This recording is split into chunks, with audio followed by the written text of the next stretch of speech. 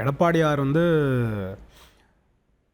முதல்ல உபஜனாதிபதியை போய் பார்க்குறாரு அப்படின்னா வெறும் அவரை வந்து பாராட்டுற விஷயமாவோ இல்லை அது ஒரு செலிப்ரேட்டரியாகவும் பார்க்கணும் அப்படின்றது கஸ்டமரியாக மட்டும் பார்க்க தேவையில்லை, அரசியல் காரணமாகவும் பார்க்கலாம். ஏன்னா அவர் வந்து முன்னாடி பாஜகவின் தலைவராக தமிழ்நாட்டில் இருந்திருக்கிறார், கூட்டணியில் ஒன்றாக போட்டியிட்டு இருக்கிறார்.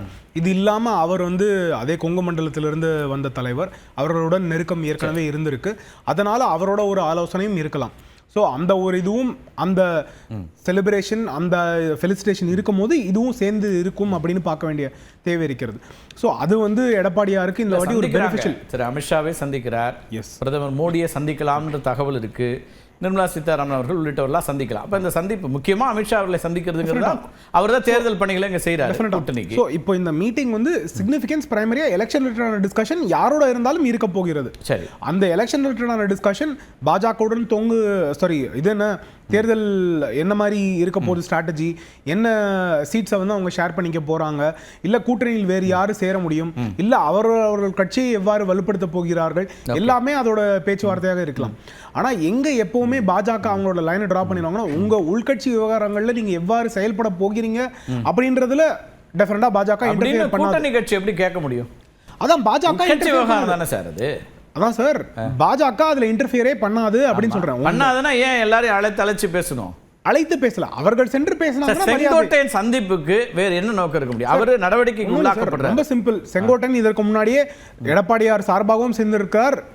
இன்னைக்கு அவர் என்ன சொல்றாரு? இன்னைக்கு அவர் சொல்லக்கூடியது கட்சி ஒன்றிணைன்னு சொன்ன நடவடிக்கை நடக்குது, இதே கோரிக்கையை நான் அமித்ஷாவை சந்திச்சு வச்சேங்கிறாரு. இன்னைக்கு வரைக்கும் மறுக்கப்படல சார். அப்படின்னா அதிமுகவுடைய உட்கட்சி பிரச்சனைக்கு ஏன் பாஜக உள்ள வரணும்? இல்ல, பிராக்டிகலா இவ்வளவுதாங்க. எனக்கு நாளைக்கு கோர்ட்ல வந்து ஒரு தீர்ப்பு வேணும், நான் ஒரு வழக்கு பதிவு பண்ணியிருக்கேன். நான் வந்து இன்னைக்கு உங்க முன்னாடி அந்த தீர்ப்புக்கு நான் வந்து வழி கேட்டேன் அப்படின்னா சரியா இருக்குமா? அவர் அந்த கட்சியில பேசணும். அதான் அண்ணன் பொங்கலூர் மணிகண்டன் அவர்கள் சொன்னாங்க, இது வந்து பொது வழக்கில் பேசியிருந்தாலும் அது உள்கட்சியில் பேச வேண்டிய விஷயம் அப்படின்னு. அவர் வந்து அமித்ஷா அவர்கள் வந்து ஒரு மூத்த அரசியல் தலைவர், அவரோட ஒரு மென்டர்